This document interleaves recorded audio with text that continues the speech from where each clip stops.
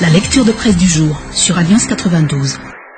Lecture de presse tout de suite, donc, avec Madagascar Matin pour commencer. Retour de chance pour des élections 2013. Toilettage de la CES, un calendrier sous boisseau. C'est le titre ici donné en page 1 par Madagascar Matin. En gros, donc, on s'affaire à nouveau autour de l'objectif élection 2013. Rien ne semble encore perdu et non seulement on s'y active, mais on dirait que, même sans débordement d'optimisme, on s'y attelle comme si la foi était revenue. Bon pied, bon œil, la Sénite sort d'un petit passage de déprime et en bon organe technique affirme sa bonne disposition. Pour faire le ménage chez le juge électoral, un bon savon avec la précaution de ne pas avoir jeté le bébé avec l'eau du bain. C'est ici ce qui a été avancé par Madagascar Matin. Mais en tout cas, de toute la situation qui a prévalu depuis ces 24 heures et à point de mire de nous titrer, eh bien, ça bouge, on dirait, mais pour aller où? Point d'interrogation, en fait. Peut-on donner du crédit aux déclarations faites par la responsable de la Banque mondiale dans la capitale, selon lesquelles Madagascar est devenu le pays le plus pauvre du monde? Point d'interrogation. En tout cas, c'est ce qui a été dit donc au micro de RFI il y a de cela quelques jours, et si cela venait à se révéler exact, il y aurait de quoi tomber de haut, tant les Malagasy, nombrilistes à souhait, nous dit ici Point de Mire, se croient supérieurs aux gens du grand continent noir, allant jusqu'à snober les efforts déployés par les négociateurs venant de ce continent pour trouver une solution à la crise politique qui sévit dans la grande île. Encore que par moments, on sent tout de même une volonté ou une obligation à suivre en traînant des pieds les recommandations faites par les négociateurs. Ainsi, le Conseil du gouvernement a décidé que la CES sera désormais composée de 21 membres, en plus des 8 membres qui composent actuellement cette cour. Les groupements et partis politiques signataires de la feuille de route auront donc droit chacun à un représentant au sein de cette institution. Encore un peu de tête à entretenir, un peu plus d'embrouille mis en perspective. En tout cas, plus on est de fous, plus on rit.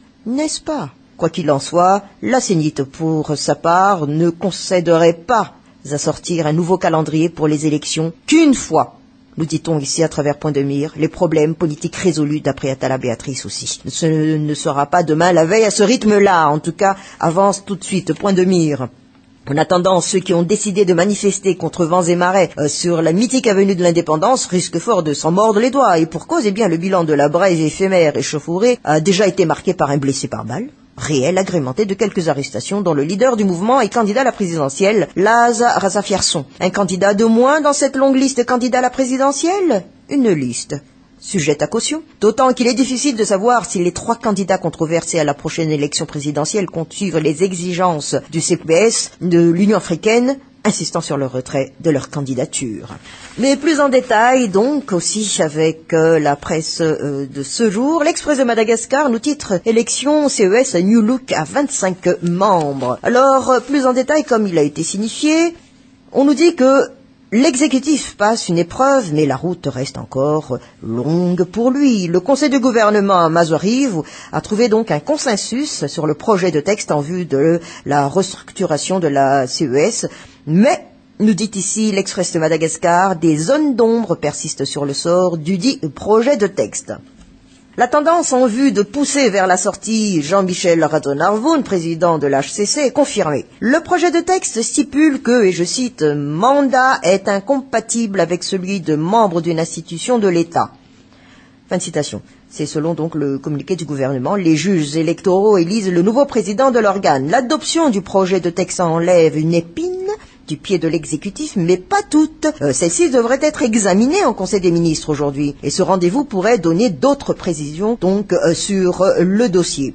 Mais à l'Express de Madagascar, de voir encore un peu plus loin, car on nous dit ici qu'un des points encore non élucidés touche la procédure d'adoption du projet de texte. Le Conseil du gouvernement se garde de préciser celle-ci. Compte tenu de l'urgence, il se peut qu'on se dirige vers le recours à l'ordonnance, mais rien n'est encore décidé. Il faudra attendre le Conseil des ministres. Voilà ce qu'a avancé ici Eliar Avelmanantou. Un autre membre du gouvernement brandit pourtant le parallélisme de forme et croit savoir un nouvel examen de projet de texte au niveau des 2 chambres. Un tel scénario nécessite la convocation d'une session parlementaire extraordinaire, à moins d'attendre la session ordinaire. Et la décision du Conseil de gouvernement n'éclaircit ainsi qu'une partie du processus pour sortir le processus électoral à Madagascar de l'impasse. Voilà, c'est selon l'aide-mémoire du GIC. Et ce document exige la réalisation de certaines tâches avant le 31 juillet. C'est entre autres le cas de la promulgation de l'ordonnance relative à la CES. La Gazette de la Grande Île nous met par contre à sa une Bois de rose, la tentation de Radziwiłł.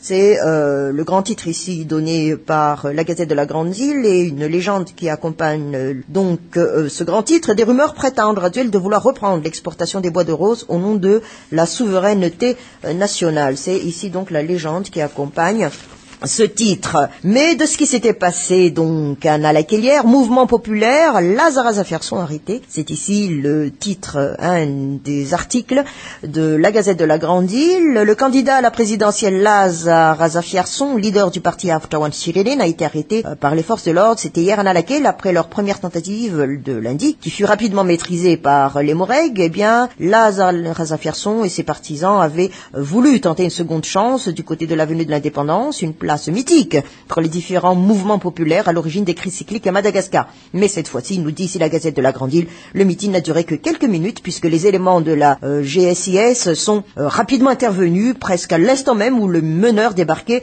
sur la place. Mais par rapport à cette arrestation, nous rapporte encore ici cet article de la Gazette de la Grande Île, les réactions sur son arrestation ne se font pas attendre de la part des politiciens malgaches, notamment les autres candidats à la course à la magistrature suprême. Ainsi, Zondrana Narvé, le candidat du Malagas Miaremieng, qui est toujours contre la violence, condamne en effet cette arrestation qui va à l'encontre de la liberté d'expression. Midi Madagascar met à sa une justement ce sujet. Candidat Lázár Razafjárson, traîné et battu comme une bête. C'est le grand titre alors ici fourni, mais par rapport à l'élection soi-même. La date de la présidentielle connue après le 1er août, nous titre-t-on alors. On peut organiser 2 élections cette année-ci, notamment la présidentielle et législative. C'est ce qu'a annoncé ici Atala Béatrice, en marge donc de la formation du personnel de la Sénite qui s'est tenue à l'Arbi hier. Par contre, pour les communales, ce ne serait pas pour cette année 2013. Le président de la Sénite n'entend pas pour autant donner un calendrier électoral précis qu'après le 31 juillet, même si elle a confié que le chronogramme est fin prêt. Mais juste après donc le 31 juillet, le 1er août, la Sénite tiendra une assemblée générale et que probablement on nous partage cet article de Midi Madagascar, après cet âge donc, elle va publier un nouveau calendrier électoral. Et malgré tout, le président de la Sénite a avancé que l'élection présidentielle pourrait se tenir vers fin septembre ou début octobre, mais à condition, a-t-elle avancé, que les problèmes politiques soient réglés. Tout en signalant au passage que, et je cite, « Nous avions une contrainte de temps si nous voudrions organiser les élections cette année. La Sénite ne constitue pas un blocage aux élections. » Fin de citation. Par 2 fois, la présidentielle a été reportée. Rappelons-le, le 8 mai, le 24 juillet, comme on le dit, jamais 203. Peut-être que cette fois-ci, ce serait la bonne, nous dit ici Midi Madagascar. Manifestation à laquelle l'arrestation de Lázár Razafjárson, projet de CES New Look, une cour politique par sa composition. C'est les 2 grands titres fournis ici par le journal La Vérité. Mais en ce qui concerne justement les élections à la hâte, un piège à éviter. Voilà ici une colonne d'informations fournie ici par le journal La Vérité. Après le report officiel de la date de la présidentielle, les Malgaches sont dans l'attente de la nouvelle chronologie des élections que la Sénite va publier. Dans tous les cas, les espoirs quant à la tenue des élections cette année commencent à tarir, nous dit ici le journal La Vérité, malgré l'assurance donnée par le président de la Sénite, comme quoi, eh bien, à l'exception des communales qui présentent quelques difficultés, l'organisation des élections à Madagascar pour cette année est encore tout à fait possible. Mais de cette information, eh bien, aux membres du CST Jacques Emerarnirin de mettre donc en garde contre la hâte dans l'organisation de ces élections. Étant donné l'enjeu, ce politique estime que le moment ne se prête pas à une confusion entre vitesse et précipitation. Et à lui de dire, je cite, toujours à travers la colonne du journal La Vérité, « Je n'ai pas encore entendu parler d'élections organisées dans le trouble et qui ont été un succès. De même, de par mon expérience, que ce soit au niveau national ou international, je peux affirmer que la réussite d'une élection repose essentiellement sur le climat dans lequel son organisation a baigné. En témoignage, le cas des élections organisées en Égypte, la situation politique de ce pays se rapproche de la nôtre et pourtant, à cause d'élections organisées dans la précipitation, nous avons tout ce qui se passe actuellement. Face à cela, j'estime que, plus que jamais, nous avons besoin de dirigeants capables d'analyser, de réfléchir posément la situation. Nous avons également besoin que la population, qui a le dernier mot en la matière, reste lucide pour ne pas se laisser prendre au piège. Faut-il rappeler que c'est une situation comme la nôtre actuellement qui a conduit à l'embrasement de la Côte d'Ivoire? La situation est critique, certes, mais c'est d'autant plus une raison pour agir avec prudence et discernement. Fin de citation. Le journal Les Nouvelles, l'arrestation de Lazare Zafiarson, le collectif des candidats indignés. Il a été déjà, c'est le titre ici donné par le journal Les Nouvelles, mais de la crise en soi. Un constat inquiétant de l'Afrobaromètre. Nous titrons en page 2 ici, Les Nouvelles, l'enquête menée par l'Afrobaromètre cette année a dressé un constat pesant à la suite de 4 années de crise politique. Et selon les concepteurs de l'enquête, elle permet de se faire une idée donc précise et actualisée de ce que pensent les Malgaches de la situation actuelle. Et elle offre également la possibilité aux citoyens ordinaires de faire entendre leur voix. Et puis on parle aussi sur le plan économique, le résultat de l'enquête a permis aussi de conclure en une dégradation massive de la situation économique des Malgaches. Sur le front économique et social, Madagascar n'a jamais atteint un point aussi bas depuis son indépendance. Tous les indicateurs sont au rouge et sont convergents. Voilà ce qu'a assuré les chercheurs qui composent cette entité.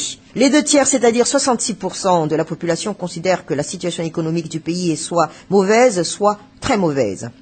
Et à noter aussi, nous dit ici cet article du journal Les Nouvelles, que le réseau Afrobaromètre est un résultat de chercheurs, donc avec Laetitia Razaf-Mamoun, Mireille Razaf-Lakout, Désiré Razaf-Ndazak, François Roubaud et Jean-Michel Vacheberger de l'Université de Lille. Voilà donc les composants ici par rapport à ce Afrobaromètre pour cette année.